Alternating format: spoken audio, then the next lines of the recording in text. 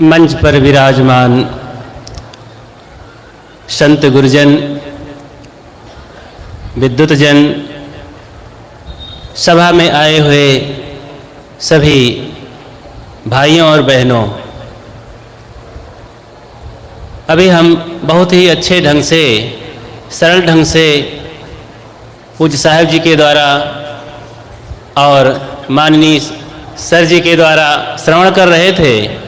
सद्गुरु कबीर के बारे में बड़ी सरलता से संत सम्राट सद्गुरु कबीर साहब भारत ही नहीं पूरे विश्व के लिए आज एक नई पुस्तक बनके तैयार हैं पढ़ने के लिए। जो भी पढ़ता है, जो उनके बारे में सोचता है गंभीरता से, उनमें रोमांच जरूर हो जाता है। सबके लिए वे ताकत और बल साबित होते हैं। गरीब हो, अमीर हो, नर नारी हो, कोई हो, अनेक पहलुओं से जब हम उनको देखते हैं, इतने वर्षों के बाद 600 वर्ष हो गए और उस जमाने में अपनी बात कहे, आज उतनी ही जरूरत है। हम ना कह सकें तो कम से कम अपने जीवन में उतारने के लिए, तो आचरण करने के लिए तो तैयार ही हो जाएं, क्योंकि स्वयं का लाभ तो मिल ही जाएगा। अगर उस बात को और लोगों तक कहें, बताएं, अपने परिवार में, समाज में, देश में, तो सबके लिए एक बहुत बड़ी साहस और ताकत साबित होती है। जो लोग बोल नहीं सकते, डर है, भय है पूर्व परंपरा का कि सदियों से इन बातों को हम पाल रहे हैं, मान रहे हैं, भला कैसे इस पर हम बोलें, ग्रंथों में लिखा हुआ है, उसको कैसे हम काटें। सद्गुरु कबीर की याद आते ही वो धुर्रे धुर्रे उड़ जाती है उन बातों को। पढ़ें तो उन गूंगे बहरे लोगों की बहुत बड़ी ताकत बन जाते हैं, बोल सकते हैं। कबीर को ठीक से पढ़ने वाला कभी चुप नहीं रह सकता है, कभी कमजोर नहीं हो सकता है, जरूर वो ताकतवर हो जाता है। बिना ताकत के ताकत आ जाती है। शरीर में भले बल ना हो, लेकिन उसके मन में बल आ जाता है, और मानसिक बल ही मनुष्य का सबसे महान बल होता है। सद्गुरु कबीर के पास धन नहीं था। बहुत कहा जाता है, जैसा कि लोग समाज में बातें फैलाते हैं कि फैलाए हैं कि वो पढ़े लिखे नहीं थे। चलो क्षण भर के लिए मान लें, ऐसा ही था। वर्तमान में भी ऐसे स्कूल न जाने वाले हमारे महापुरुष हैं, प्रमाण हैं, वे बात छुपी नहीं है।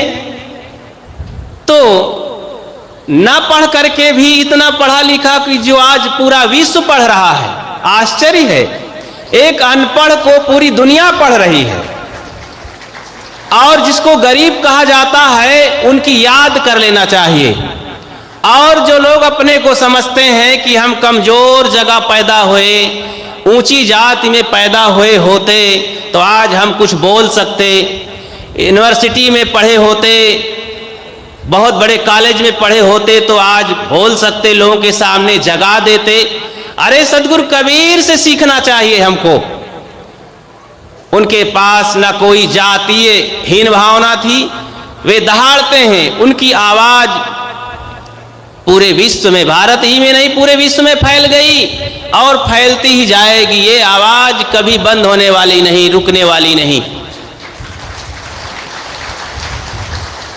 और उन्हीं के इस दहाड़ से रोमांचित होके बाबा साहब अंबेडकर ने संविधान की रचना की, जो देश समाज के लिए, जन जन के लिए बड़ा हितकारी साबित हुआ। और विश्व के सभी गणमान्य माननीय लोग कहते हैं कि ऐसा संविधान तो कहीं है ही नहीं। क्योंकि संविधान में कबीर है और कबीर में संविधान है, ऐसा किसी विद्वान ने कहा है और हकीकत में ऐसा लगता है। तो हम सबको आध्यात्मिक दृष्टि से कबीर, सदगुरु कबीर के बीजक को पढ़ करके अपने दिल दिमाग को साफ कर लेना चाहिए और व्यवहारिक पक्ष में संविधान को भी पढ़ करके ताकत बल प्राप्त करना चाहिए। उसमें भी व्यवहारिक पक्ष में बहुत मजबूती आएगी और बहुत समाधान मिलेगा।